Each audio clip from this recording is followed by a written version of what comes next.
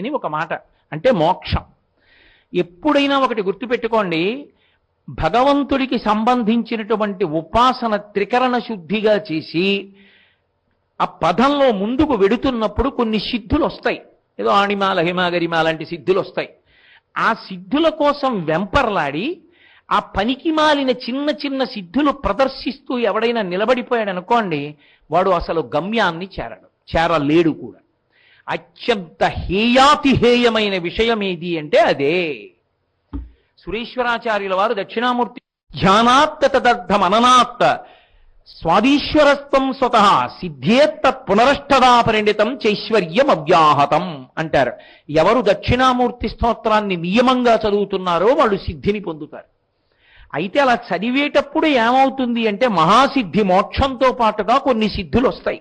కొన్ని సిద్ధులంటే అవి మానసికంగా ఒక రకమైనటువంటి శక్తి. ఏవో చిన్న చిన్న దేవతలు వశం అవుతారు. మీకు కనబడరు, నాకు కనపడతారు. ఆ విభూతి ఉండి ఇలా పట్టరా అన్నాను అనుకోండి, అంటే నా అనుమాయ అక్కడ ఉన్నాడు అనుకోండి, ఏదో గోపాలకృష్ణ గారు అక్కడ నించుని ఉంటే అంటే ఆయనకు అర్థం అవుతుంది, ఓహో ఇందాక విభూతి ఉండి ఇచ్చాడు అది ఇమ్మంటున్నాడని. ఆ పట్టుకొచ్చి విభూతి ఉండి ఇస్తారు. అలాగే వశమైన చిన్న చిన్న దేవతలు కూడా మనకు కనపడరు, అక్కడ ఉంటారు. వాళ్ళకి అన్నారు అనుకోండి, విభూతి ఉండ తీసుకొచ్చి చేతిలో పెడతారు. దానికోసం తాపత్రయపడ్డం ఎంత తప్పో సురేశ్వరాచార్యుల వారు చెప్పారు. భర్త మంచి చలికాలంలో ఇంటికి వచ్చి ఒక రొట్టె వేసి పెట్టవే అని అడిగాడు. అయితే భార్య వెళ్ళి రొట్టె వేస్తోంది. ఇప్పుడు భర్తకి రొట్టె వేయడం ప్రధాన ప్రయోజనం. పొయ్యి వెలుగుతున్నప్పుడు వెచ్చటి సెగ తగిలి ఆమెకి చలికాలంలో హాయిగా ఉంది. ఇప్పుడు పొయ్యి వేడి తగలడం ప్రధాన ప్రయోజనమా, భర్తకి రొట్టి ఎర్రగా కాలడం ప్రధాన ప్రయోజనమా? పొయ్యి వేడి తగులుతోంది కదా అని ఆర్పకుండా కళ్ళు మూసుకు కూర్చుంటే రొట్టె మాడిపోతుంది. భర్త అర్ధాకలతో అలా కూర్చోవాలి, లేదా అసలు ఆకలితో కూర్చోవాలి. రొట్టె ఎర్రగా కాలిన తరువాత తనకి వెచ్చగా ఉన్నా సరే పట్టించుకోకుండా పొయ్యి ఆర్పేసి రొట్టి పెట్టినటువంటి ఇల్లాలు ఎంత గొప్పదో, చిన్న చిన్న సిద్ధులు తనకు వచ్చినా పట్టించుకోకుండా భగవంతుణ్ణి పొందడానికి మోక్షం వైపుకు వెళ్ళిపోయిన సాధకుడు అంత గొప్పవాడు. రొట్టి మాడిచిన ఇల్లాలు ఎటువంటిదో, చిన్న చిన్న సిద్ధులకు లొంగిపోయి నిలబడిపోయినటువంటి సాధకుడు హేయమైన జీవితం ఉన్నవాడు. అందుకని మహాసిద్ధి అంటే మోక్షం. మోక్షము అన్న మాటకు అర్థం ఒకటే, ఆత్మ ఇరుకలోనికి వచ్చుట. తాను ఆత్మ అని ఎరుకలోకి వస్తుంది. అలా ఎరుకలోకి వచ్చాడు అంటే నిత్యముక్తుడు అంటారు. ఆయన ఆత్మగా తిరుగుతూ ఉంటాడు. శరీరం ఎప్పుడో పడిపోతుంది, విదేహముక్తి పొందాడు అంటారు. ఆ సిద్ధిని ఇవ్వగలిగిన తల్లి ఎవరు అంటే అమ్మవారే. ఎందుకంటే కదలికలు కాదు, చిట్ట చివరికి కదలికలు లేని స్థితికి వెళ్ళాలి. కదిలి కదిలి కదిలి కదిలి కదిలి కదిలి కదిలి కదలికలు లేని స్థితికి ఆగిపోవాలి. అది మోక్షం. అసలు ఈ కదలికలన్నిటికీ ధర్మమని పేరు. కదలికలు ధర్మం అయితే ధర్మము యొక్క చిట్ట చివరి ప్రయోజనం మోక్షం.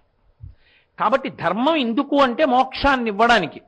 కాబట్టి కదలికలన్నీ అమ్మవారివైతే మోక్షం దగ్గర ఇక కదలికలు ఆపేటటువంటి తల్లి కూడా ఆవిడే.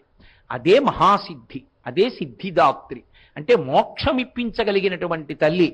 భక్తితో కర్మాచరణం చేయించేది ఆవిడే, మనసులో భక్తి పుట్టించేది ఆవిడే, భక్తితో నిలబడేట్టు చేసేది ఆవిడే, భక్తితో కర్మ చేయించేది ఆవిడే, కర్మ వలన చిత్తశుద్ధిని కల్పించేది ఆవిడే, చిత్తశుద్ధి వలన జ్ఞానము పొందేట్టు చేసేది ఆవిడే, ఆ జ్ఞానము వలన మోక్షము పొందేట్టు చేసేది ఆవిడే, ఆ మోక్షము వలన ఇక కదలిక లేని స్థితికి చేర్చేది ఆవిడే.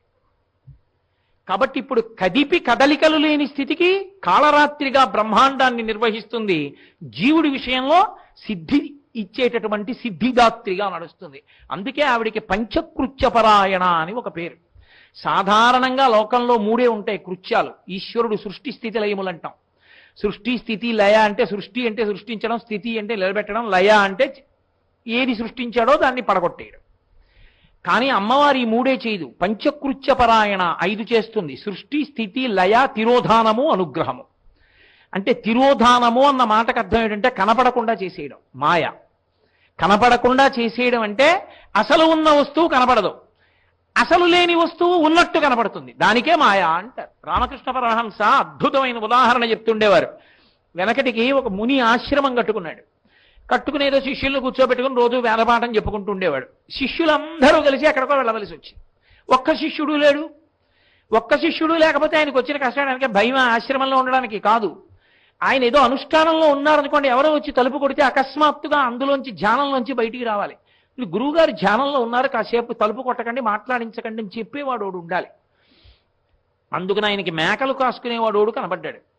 కనపడితే వాడిని పిలిచి ఆయన అన్నారు, రే కొన్నాళ్ల పాటును ఒక్క 2-3 రోజులు ఆశ్రమంలో కూర్చో అంటే, అయ్య బాబోయ్ నేను కూర్చోనండి, నేను కూర్చుంటే నా నోరు విప్పితే తెలిసిపోతుంది మేకలు కాసుకునేవాడిని, నేను బ్రహ్మచారిని కానని తెలిసి. నువ్వు నోరు విప్పితే కదా, విప్పకు, కూర్చో అంతే, నువ్వు అలా కూర్చో, ఎవరైనా వస్తే అంటుండు, వెళ్ళిపోతూ ఉంటాడు. అంతే అంటారా అన్నాడు. అంతే అన్నాడు. సరే ఏదో 3 విభూతి రేఖలెట్టాడో బొట్టెట్టాడో దొంగ జంజం వేసాడు, వచ్చి కూర్చున్నాడు. వాడు చక్కగా బ్రహ్మచారిలా ఉన్నాడు, బ్రాహ్మణవటువులా కూర్చున్నాడు. ఈ లోపల ఉన్న మునికి ఎంతో కాలం నుంచి స్నేహం ఉన్న ఇంకొక ముని వచ్చాడు అకస్మాత్తుగా. వచ్చి ఆయన తిన్నగా లోపలికి వచ్చి, ఏడి మా వాడు ఏడన్నాడు. నాకు తెలిసిలేవా మా స్నేహితుడి సంగతి నాకు తెలియపోయాడు, ఎక్కడ ఉన్నాడు చెప్పన్నాడు అన్నాడు. ఇట్లా నోరు విప్పి మాట్లాడడం ఎట్లా, మేకలు కాసుకునేవాడు అన్నాడు. అనగానే వాళ్ళు వేసి పడిపోయాడు. ఎందుకని? వాడు మేకలు కాసుకునేవాడని తెలియనంతసేపు ఉండేవాడు, తెలిస్తే పారిపోయేవాడు, అది వాడి లక్షణం. అది మాయా అని తెలియనంతసేపు ఉండేది, మాయా అని తెలియగానే పారిపోయేది మాయ. అంతే దాని నిర్వచనం. మాయా అంటే నామరూపములు. మీకు తేలిగ్గా ఇంకో మాట చెప్పాలంటే, మాయా అంటే నామరూపాలు. బంగారం లేకుండా ఆభరణాలు ఉండవు, ఆభరణాలు లేకపోయినా బంగారం ఉంటుంది. నేను ఈ ఉంగరాలన్నీ కరిగించేసో ముద్ద చేసో ఇంట్లో పెట్టుకోవచ్చు. ఆ తర్వాత మళ్ళీ కంసాల దగ్గరికి పట్టుకెళ్ళి ముద్దిచ్చి 4-6 చేయమన్నా చేసేస్తాడు. కానీ అసలు బంగారం ఇవ్వకుండా ఏమన్నా 6 ఉంగరాలు చేయండి అంటే అవతల పడిపోతులు గారు అంటాడు. బంగారం ఉంటే ఉంగరాలు వస్తాయి, ఉంగరాలు లేకపోయినా బంగారం ఉంటుంది. కానీ మీరొక్కటి ఆలోచించండి, ఉంగరములుగా ఏది ఉంది? బంగారమే. బంగారమే ఉంగరములుగా ఉంది, బంగారము లేని ఉంగరములు లేవు. కానీ మనం ఏమంటాం? బంగారం అనం, ఉంగరాలు అంటాం, తాటంకాలు అంటాం, గాజులు అంటాం, ఏదో మణిబంధనాలు అంటాం, లేకపోతే భుజకీర్తులు అంటాం, పాదాభరణాలు అంటాం, మంజీరములు అంటాం. ఇన్ని నామరూపాలుగా ఉన్నది బంగారమే. నామరూపములు మాయా, సత్యము బంగారము. అలా ఆ మాయ చేత ఆత్మ ఎరుకలోకి రాకుండా తిప్పే తల్లి ఆవిడే. ఆ తెర తీసేసి అసలు వస్తువు కనపడేటట్టు చేసేసేది ఆవిడే. దాచేస్తే తిరోధానం అంటారు, తెరెత్తేసి సత్యం కనపడేట్టు చేస్తే అనుగ్రహం అంటారు. సృష్టి స్థితి లయాతో పాటు ఈ 2 ఆవిడే చేస్తుంది. అందుకే తిరోధానం చేస్తే దాస్తుంది, మళ్ళీ పుడతాడు, దానికి లొంగినంత కాలం మళ్ళీ పుడతాడు. ఆవిడ అనుగ్రహించిందంటే తెరెత్తేస్తుంది, ఇడుగోనాయ్ శివుడని కలిపేస్తుంది. అంటే మాయా అన్న అవనిక పైకెత్తుతుంది. మాయ పోయిందా బ్రహ్మము ఎరుకలోకి వస్తుంది. బ్రహ్మవిద్ బ్రహ్మైవ భవతి, బ్రహ్మమును తెలుసుకున్నవాడు బ్రహ్మమవుతాడు, శాశ్వతత్వాన్ని పొందుతాడు. ఇది చెయ్యగలిగిన తల్లి ఎవరో ఆమెకి సిద్ధిదాత్రి అని పేరు. మీరు జాగ్రత్తగా గమనించి ఉంటే మీకు ఒక విషయం అర్థమై ఉంటుంది. నవదుర్గా స్వరూపాలలో చిట్ట చివరికి వచ్చేటప్పటికీ చాలా నామాలలో 9 నామాలలో కూడా అంతర్లీనంగా ఒక ప్రవాహం ఉంటుంది, పైకి కనపడదు. కనపడకుండా పై అడుగున వెళ్ళేటటువంటి ప్రవాహం ఏదుందో అదంతా సరస్వతి, జ్ఞానప్రదాత్రి. ఆవిడ జ్ఞానం ఇస్తూ పెడుతోంది. మీరు గమనించారా? ప్రతి నామంలో పైకి ఒకలా కనపడుతోంది, లోపల జ్ఞానం ఇస్తోంది ఆవిడ. అంతర్లీనంగా ప్రవహించేది సరస్వతి. అందుకే సరస్వతి త్రివేణీ సంగమంలో పైకి కనపడదు. గంగా యమున తెలుస్తాయి, గంగా తెల్లగా ఉంటుంది, యమున నల్లగా ఉంటుంది. సరస్వతీదేవి ఏదండి అంటే, సరస్వతి అనేది అంతర్లీనంగా ఉందండి, అంతఃప్రవాహం అంటారు. అడుగు నుంచి వెడుతోందండి అంటారు. శ్రీశైలంలో కూడా అంతే, పాతాళ గంగలో. కాబట్టి అంతర్లీనంగా వెళ్ళడము అన్న మాటకు అర్థం ఏమిటంటే, అందుకే త్రివేణీ సంగమాన్ని ఎప్పుడూ చూడాలి అంటే ఎక్కడ చూస్తారు అంటే వీణలో చూస్తారు. ఇడా పింగళ సుషుమ్న 3 ఎక్కడ కలుస్తాయో అదే త్రివేణీ సంగమం. ఇడా పింగళ గంగా యమునకి సంకేతములైనటువంటివి ముక్కుకి ఇట్నుంచి వెడతాయి. మధ్యలోంచి వెళ్ళేటటువంటిది సుషుమ్న. ఈ 3 ఎక్కడ కలుస్తాయంటే ఇక్కడ కలుస్తాయి, ఆజ్ఞాచక్రం దగ్గర. ఈ 3 కలిసిన త్రివేణీ సంగమం ఏదుందో అది ఆజ్ఞాచక్రం. మనసు నిలబడుతుంది అక్కడ. మనసు సరిగా నిలబడితేనే స్ఫురణ నిలబడుతుంది. అందుకే దాన్ని కప్పుతారు కుంకంతో. కప్పితే, ఆజ్ఞాచక్రాన్ని కప్పితే మనసు వశమై స్ఫురణ శక్తి నిలబడుతుంది, జ్ఞాపకం ఉంటుంది. చెప్పే విషయం, మంచి విషయాలు జ్ఞాపకంలో ఉంటాయి, మనసు కల్మషం కాకుండా నిలబడుతుంది. అందుకని బొట్టు పెట్టుకోవడం భారతీయ సంప్రదాయంలో అంత గొప్పదైంది. బొట్టు పెట్టుకోవడం పునర్జన్మ సిద్ధాంతాన్ని అంగీకరించాను అని చెప్పడానికి హేతువు. త్రివేణీ సంగమ స్వరూపాన్ని వీణ కూడా ప్రతిపాదనం చేస్తుంది. అందుకే వీణ చూస్తే చాలా అంత గొప్ప అంటారు. సరస్వతీదేవి వీణ పట్టుకుంటుంది అనేటటువంటి మాటలో అంతర్లీనంగా ఉండే లక్షణం అదే. అందుకే ఒకటిగా కనపడుతూ ఉంటుంది, కానీ అనేకాన్ని ఇస్తూ ఉంటుంది. అందుకే మీరు గమనించండి, శారదా నవరాత్రులకు మారుపేరేమిటో తెలుసా? సరస్వతీ నవరాత్రులు. శారదా నవరాత్రులు అంటాం. శారద అంటే సరస్వతి. శారద శారద. సారాన్ని బ్రహ్మ సత్యం జగన్మిథ్య అనేటటువంటి సత్యాన్ని ఏ తల్లి అనుగ్రహిస్తుందో ఆమెయే శారద. శారద సరస్వతి. అసలు భారతదేశం మొత్తం మీద మకుటాయమానమైనటువంటి సరస్వతీ క్షేత్రం ఎక్కడుండేది అంటే కాశ్మీర్ రాష్ట్రంలో ఉండేది. దాన్ని ఒకానొకప్పుడు మహానుభావుడు గులాబ్ సింగ్ అని ఒక రాజపుత్రుడు పునర్నిర్మాణం చేసి అద్భుతమైన దేవాలయం సర్వజ్ఞపీఠం ఉంది. ఆ సర్వజ్ఞపీఠాన్ని అనేక మంది అధిరోహించారు. దక్షిణ దిక్కు నుంచి వెళ్ళవలసినది ఖాళీగా ఉండిపోతే శంకర భగవత్పాదాచార్య స్వామి వారు వెళ్ళి దక్షిణ దిక్కు నుంచి వెళ్ళి ఆ సర్వజ్ఞపీఠాన్ని అధిరోహించారు. అటువంటి సరస్వతి కేంద్రం మన దురదృష్టం ఏమైపోయిందంటే ఇవాళ కాల్పుల విరమణ రేఖ దగ్గర పాక్ ఆక్రమిత కాశ్మీర్లోకి వెళ్ళిపోయింది ఆ సరస్వతీ దేవాలయం. కాబట్టే ఇవాళ మనం దర్శనం చేయడానికి యోగ్యం కాకుండా పోయింది. ఇక మిగిలినటువంటి అద్భుతమైన సరస్వతీ క్షేత్రాలలో సార్వభౌమ స్థితిని పొందినది ఏది అంటే శృంగగిరి శారద, రెండవది కంచి కామాక్షి, మూడు ఆంధ్రదేశంలో వాసర. బాసర అంటారు, బాసర కాదు, దాని యథార్థ నామం వాసర. వాసర అంటే సరస్వతీదేవి వాసమున్న ప్రదేశం కాబట్టి దాని పేరు వాసర. సరే, దక్షారామం ద్రాక్షారామం, హేలాపురి ఏలూరు, కోకనదము కాకినాడ, పిఠికాపురము పిఠాపురము అన్నీ మార్చుకుని అపభ్రంశం చేసుకున్నట్లు దాన్ని చేసుకున్నాం.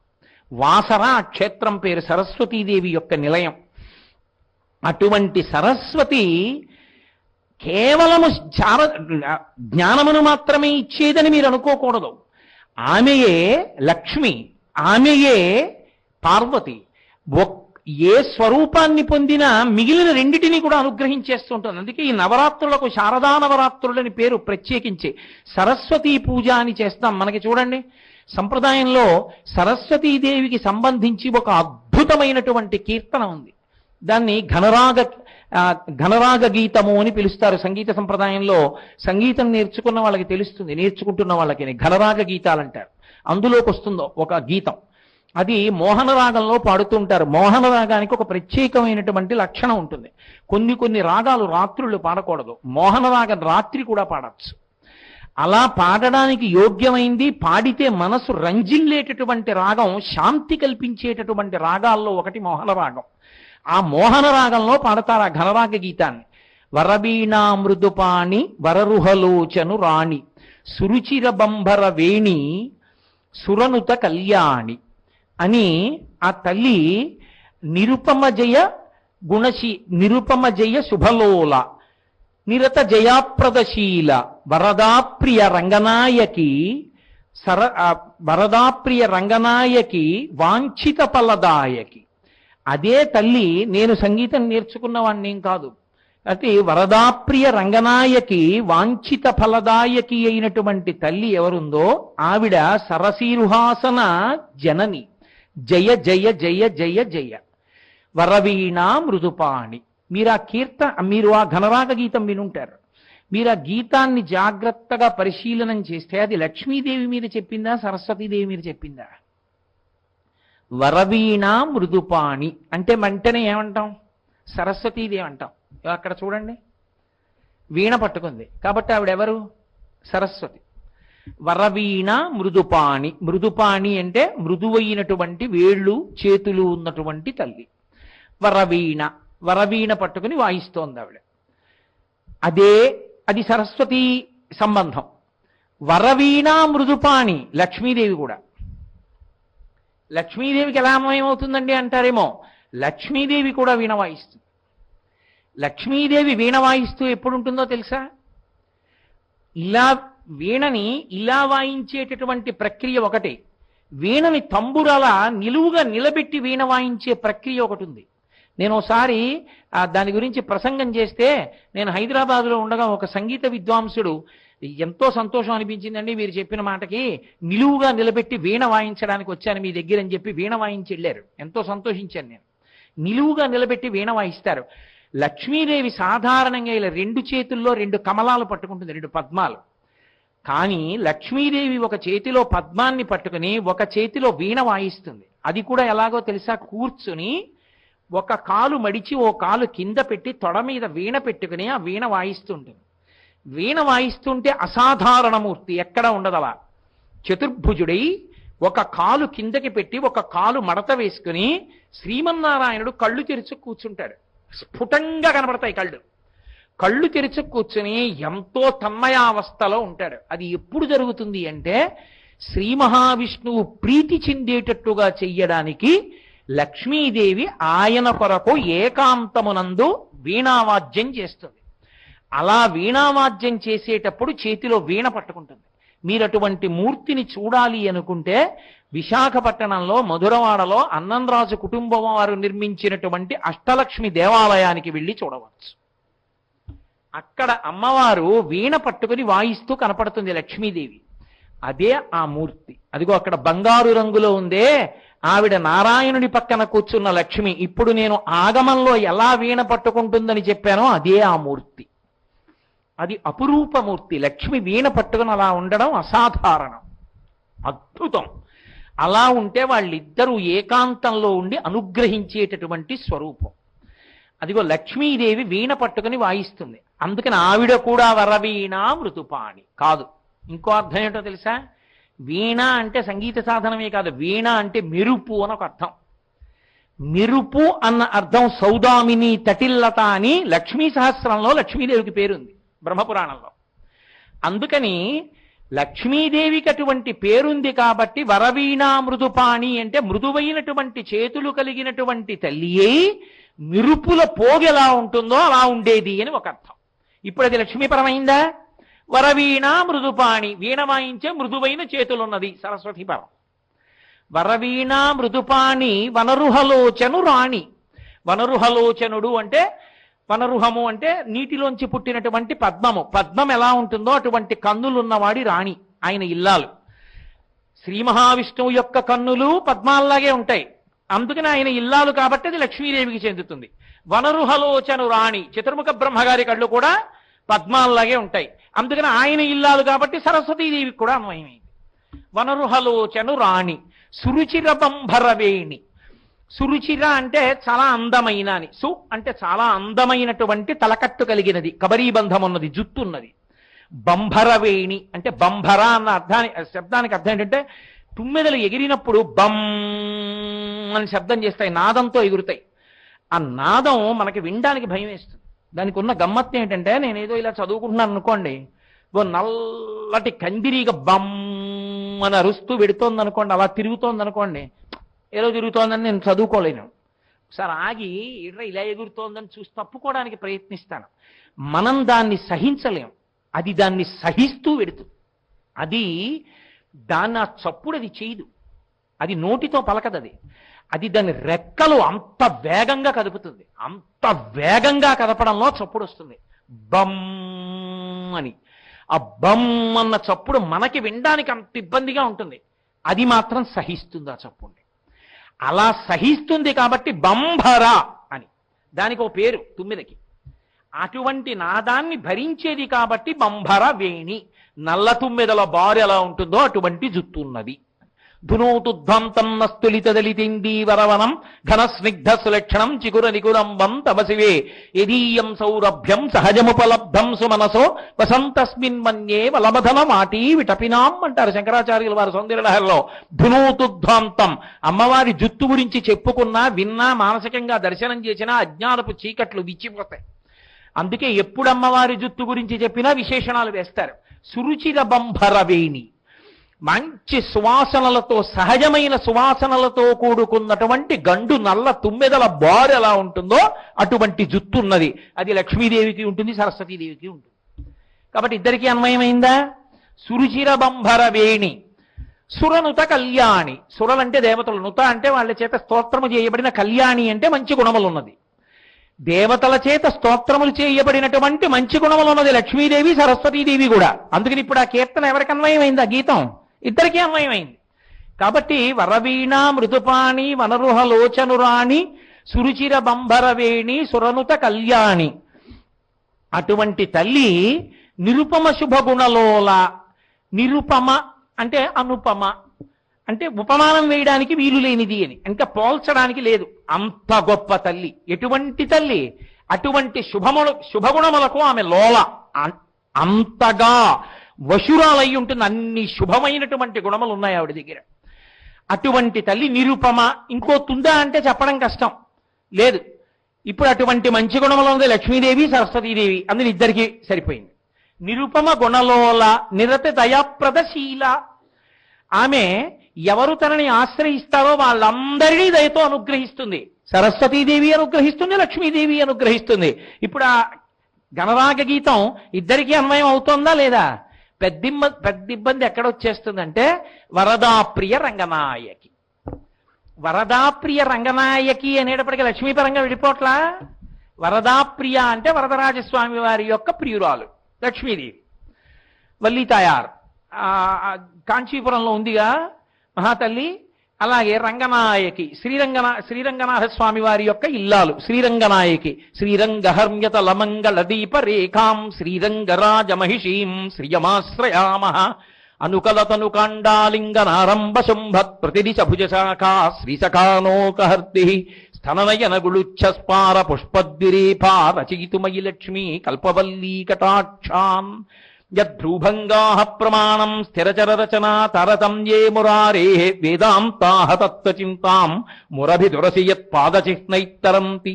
భోగోపోద్ఘాత కేళీచులికిత భగవత్వైశ్వరూప్యానుభావా సానశ్రీః అస్పృణీతాం అమృతలహరిధీలంఘనీయై అపాంగై అని శ్రీరంగనాయకి అని లక్ష్మీదేవికి పేరు. ఉల్లాస పల్లవిత పాలిత సప్తలోకి నిర్వాహకోరకిత నేమ కటాక్షలీలాం శ్రీరంగ హర్మ్య తలమంగళ దీపరేఖాం శ్రీరంగరాజ మహిషీం శ్రియమాశ్రయామహ అంటారు పరాశర భట్టర్లు శ్రీగుణరత్న కోశంలో. కాబట్టి శ్రీరంగనాయకి అంటే లక్ష్మీదేవి. ఏమండి మరి వరదాప్రియ అంటే వరదరాజస్వామి ప్రియురాలు, రంగనాథుని ఇల్లాలు. లక్ష్మీదేవి కదా. కీర్తనలోకి సరస్వతీదేవి ఎలా అన్వయం అవుతుంది? మరి అక్కడికి వచ్చేటప్పటికి అన్వయం అవదుగా అంటారేమో. వరద అంటే వరములను ఇవ్వడంలో ప్రియ, చాలా ఇష్టమైంది. ఇతర భక్తులైన వాళ్ళకి వరాలు ఇవ్వడం ఆవిడికి ఎంతో ఇష్టం. కాబట్టి వరదాప్రియ రంగనాయకి. రంగనాయకి అంటే రంగనాథుడి ఇల్లాలన్నారుగా, మరి ఇప్పుడు ఎలా చెల్లుతుంది? రంగస్థలమునకు నాయకి. ఈ సభ మీదకి వచ్చి నేను కూర్చున్నాను, సరస్వతీ కటాక్షం లేకపోతే మీరు ఎందుకు కూర్చుంటారు? 4 మాటలు చెప్తున్నాను కాబట్టి కూర్చున్నారు కదా. ఇప్పుడు రంగస్థలానికి నాయకి ఎవరు? నాలో ఉన్న నా సరస్వతి, నా తల్లి. ఒకరు నృత్యం చేశారు, సరస్వతీ కటాక్షం. ఒకరు కవిత్వం చెప్పారు, సరస్వతీ కటాక్షం. ఒకరు పాట పాడారు, సరస్వతీ కటాక్షం. రంగనాయకి, రంగస్థలం మీద భాషించే శక్తి ఆవిడే. కాబట్టి ఇప్పుడు సరస్వతికి అన్వయం అయిందా లేదా? వరదాప్రియ రంగనాయకి. అటువంటి తల్లి వాంఛిత ఫలదాయకి, కోరిన ఏ కోరికలైనా ఇచ్చేస్తుంది. కాబట్టి ఇప్పుడు లక్ష్మీదేవి పరం సరస్వతీదేవి పరం కూడా అయిందా లేదా? అదే ఘనరాగ గీతం. అలాగే చిట్ట చివరికి వచ్చేటప్పటికి సరసిరుహాసన జనని. సరసీరుహము అంటే తామర పువ్వు, ఆసన అంటే దాని మీద కూర్చున్నవాడు. ఆ కూర్చున్నవాడికి జనని తల్లి. ఎవరు కూర్చుంటారు తామర పువ్వు మీద? బ్రహ్మగారు కూర్చుంటాడు. ఆ బ్రహ్మగారు ఎక్కడి నుంచి పుట్టాడు? శ్రీ మహావిష్ణువు యొక్క నాభికమలంలోంచి వచ్చినటువంటి తామర పువ్వులో కూర్చుని ఉంటాడు. ఆయనకి తల్లి లక్ష్మీదేవి, విష్ణువు యొక్క ఇల్లాలు కాబట్టి సరసిరుహాసన జనని అంటే తామర పువ్వులో కూర్చున్నటువంటి 4 ముఖములున్నటువంటి బ్రహ్మగారి యొక్క తల్లి అయినటువంటి లక్ష్మీదేవి విష్ణువు యొక్క ఇల్లాలు కనుక లక్ష్మీపరం అయింది ఆ గీతం. మరి సరస్వతీదేవి పరం ఎలాగవుతుంది అంటే సరసిరుహాసన, తామర పువ్వు మీద సరస్వతీదేవి కూడా కూర్చుని వీణ వాయిస్తుంటుంది. అందుకని ఆవిడికి జనని, లోకములకు తల్లి సరస్వతీదేవి. అందుకని ఇప్పుడు సరసిరుహాసన జనని, తామర పువ్వు మీద కూర్చుని లోకములకు తల్లి సరస్వతీ పరం. జయ జయ జయ జయ జయ 5 మాటలు జయ. ఎవరు ఈ గీతాన్ని నమ్మి పలుకుతున్నారో వాళ్ళందరికీ జయమే వస్తోంది. అదే ఒక్క ఘనరాగ గీతం పాడితే సరస్వతి లక్ష్మీ కటాక్షం కూడా వస్తోంది అంటే కదలిక కాబట్టి పార్వతీదేవి ఉంది. 3 ఉన్నారా లేదా? ఒక్క గీతంలోకి, ఒక ఘనరాగ గీతంలోకి. అందుకు దాన్ని సంగీతంలో కృతులు కీర్తనలు నేర్పడానికి ముందు ఘనరాగ గీతంగా నేర్పుతారు. అసలు ముందు నీకు ఇది అర్థమైతే భేదబుద్ధి విడిచిపెట్టి భగవతిని దర్శనం చేయడం, నమస్కరించడం వస్తే అనుగ్రహ శక్తి ఉంటుంది నీకు. ఇది కల్పించడానికి పిల్లల్ని కూర్చోబెట్టి సంగీతం నేర్పించేటప్పుడు వరవీణా మృదుపాణి వనరుహలోచను రాణి సురుచిర బంభరవేణి సురనుత కళ్యాణి అంటూ ఈ ఘనరాగ గీతాన్ని నేర్పుతారు. అందుకని ఇప్పుడు నవదుర్గా స్వరూపము అని నేను మాట్లాడినప్పుడు మీకు అర్థమైనటువంటి విషయం ఏదై ఉండాలి అంటే ఆమె కేవలము దుర్గాస్వరూపము అని కాదు దాని అర్థం. దుర్గాస్వరూపముగా లక్ష్మీ కటాక్షం, దుర్గాస్వరూపంగా సరస్వతీ కటాక్షం. అదే తల్లి ఒకటే ఇస్తుందని కాదు, అదే తల్లి అన్నీ ఇస్తుంది. అందుకే మహిషాసుర మర్దని అయినటువంటి దుర్గా సప్తశతితో చండీ హోమం చేస్తూ నవరాత్రుడు శారదా నవరాత్రులు అయ్యి చివరకొచ్చేటప్పటికి ప్రధాన ఫలితం శారద. అసలు జ్ఞానం లేని మిగిలినవి ఎందుకు పరిణితి పొందవుగా. అందుకని సరస్వతీ పూజలు. సరస్వతీ పూజ అన్న మాటని మీరు కొంచెం జాగ్రత్తగా అర్థం చేసుకోవాలి. సరస్వతీ పూజ అంటే చాలా మంది ఏమనుకుంటారంటే అది విద్యార్థులు చేసుకునే పూజ అనుకుంటారు. కాదు, సరస్వతీ పూజ అంటే ఆయుధ పూజ అని పిలుస్తారు. మీరు మైసూరులో చూస్తే ఆయుధ పూజ అంటే సైనికులు వాడేటటువంటి ఆయుధాలు కూడా పెట్టి మైసూరు మహారాజా గారు ఇప్పటికీ హెలికాప్టర్లో దిగుతాడు మహారామి నాడు. విజయదశమి 10వ రోజు, 9వ రోజు చేస్తూ ఉంటారు. ఎందుకంటే మొదటి 3 రోజులు దుర్గగా, రెండవ 3 రోజులంటే 4 నుంచి 6, 4, 5, 6 3 రోజులు మహాలక్ష్మీ పరంగా, చివరి 7, 8, 9 రోజులు మహాసరస్వతీ పరంగా పూజ ఉంటుంది.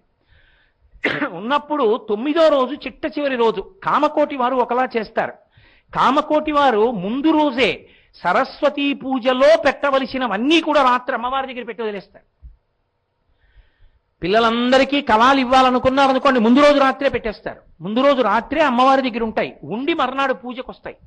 పూజ చేసేటప్పుడు సరస్వతీ పూజలో చాలా మంది అభిప్రాయం ఏమిటంటే అది విద్యార్థులు చేసుకునే పూజ కాబట్టి విద్యార్థులతో సరస్వతీ పూజ చేయించుకుంటే చాలు. చాలా తప్పు. సరస్వతీ పూజలో పెట్టేవి ఏమిటో తెలుసా? మీరు నన్ను సక్రమంగా అర్థం చేసుకుంటే మా ఆవిడ కూరగాయలు తిరిగే కత్తిపీట కూడా. ఎందుకో తెలుసా? ఇవాళ చాలా మందో మాట అంటుంటారు, వర్క్ ఈజ్ వర్షిప్. ఎందుకంటే గుళ్ళు గోపురాలు అంటారు. తప్పు, వాడికేం తెలుసు, వాడి బుర్ర. అసలు దాన్ని చెప్పినది సరస్వతీ పూజ చెప్పింది. సరస్వతి అంటే ప్రవాహం. ఒక వ్యక్తి యొక్క నైపుణ్యం దేని మీద ఆధారపడుతుంది? ఒక పరికరాన్ని అతను పట్టుకోవడం మీద, ఆ పరికరాన్ని అతను ఉపయోగించడం మీద ఉంటుంది. ఒక పెద్ద శిల ఉందండి, ఒక రాయి, అందులోంచి 25 అడుగుల ఎత్తు హనుమ రావాలి. ఇప్పుడు ఆ నల్లరాతి మీద కూర్చుని శిల్పి ఉలి పట్టుకుని చెక్కుతాడు. చెక్కుతూ వెళ్ళిన తర్వాత చిట్ట చివర కళ్ళు చెక్కాలి. ప్రధాన శిల్పి వచ్చి కొబ్బరికాయ కొట్టి కూర్చుని చిన్న ఉలి పట్టుకుని ఎంత జాగ్రత్తగానో కొడతాడు. ఎందుకంటే ఇంత విగ్రహం అయిపోయిన తర్వాత కన్నుకి పెద్ద పెచ్చి ఎగిరిపోయింది అనుకోండి, పోయిందంతే ఆ విగ్రహం. అంత జాగ్రత్తగా చెక్కుతాడు. ఇప్పుడు ఇంతమంది కోర్కెలు తీర్చి, ఇంతమంది చేత అభిషేకాలు అందుకుని, ఇంతమంది చేత పూజలు అందుకుని, ఇన్ని అధివాసాలు అందుకుని ప్రతిష్ఠ అవుతున్నటువంటి మూర్తి ఒక నల్లరాతిలోంచి బయటికి వచ్చేటట్టుగా చేసినటువంటి శిల్పిలో సరస్వతి కటాక్షము లేని నాడు ఎలా వచ్చింది? ఆయన యందు సరస్వతి ఉలితో మూర్తిని తీయగలిగిన శక్తిగా లోపలుంది. అది ఉలిని పెట్టి సుత్తితో కొడుతున్న ప్రతి దెబ్బలో సరస్వతీ కటాక్షం ప్రవహిస్తూ ఇంతమందిని అనుగ్రహించే మూర్తిగా బయటికి వచ్చింది. ఇప్పుడు ఆయన సరస్వతీ కటాక్షానికి ఆధారమేది? ఆ ఉలి. అందుకని ఆయుధ పూజలో ఉలి పెడతాడు. ఒక సైనికుడు ఉన్నాడు, కత్తి చేత్తో పట్టుకుని యుద్ధానికి ఎడతాడు, వెళ్ళి శత్రువుల్ని దురుమాడతాడు. ఇప్పుడు తన జీవితానికి ఆస్కారం ఏది? ఆ కత్తి. ఆ కత్తికి పూజ చేస్తాడు.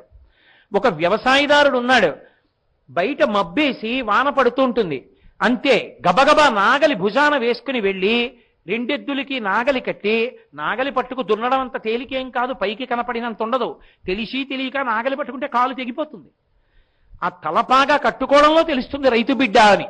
ఆ తలపాగా కట్టుకుని ఆ నాగలి పట్టుకుని రైతు ఆ ఎద్దుల్ని రెండింటినీ తోలుతూ అది పైకి తేలిపోకుండా భూమి లోపలికెళ్ళి అడ్డు పడిపోకుండా పెళ్లలు పైకొచ్చేటట్టుగా దాన్ని తేలుస్తూ గుచ్చుతూ జాగ్రత్తగా ఒత్తిడి పెడుతూ ఎద్దులు నడిపిస్తూ దుక్కి దున్నేటటువంటి రైతు ఉంటాడే, ఆ భూమిని సారవంతం చేయగలిగినటువంటి ఆ శక్తి ఆ నాగలికి ఎద్దులు కట్టి నడిపించగలిగినటువంటి ఆయన ప్రజ్ఞ ఇంతమంది అన్నం తినడానికి పంట పండడానికి కారణమైంది. ఆ నాగలి ఆయన సరస్వతి అనుగ్రహానికి సాధనం కాబట్టి నాగలికి ఆయన పూజ చేస్తాడు. నేను ఇంత కాస్త ఆరోగ్యంగా ఉండి సాయంకాలం అయ్యేటప్పటికీ గుక్కెడు మంచినీళ్లు తాకుండా 2 గంటలు ఉపన్యాసం చెప్పాలంటే నేను తినవలసినటువంటి సాత్వికమైన ఆహారాన్ని నాకు కావలసిన రీతిలో వండి పెట్టడానికి ఆ ఏ కూర ఎలా తరగాలో అలా వండి పెట్టడానికి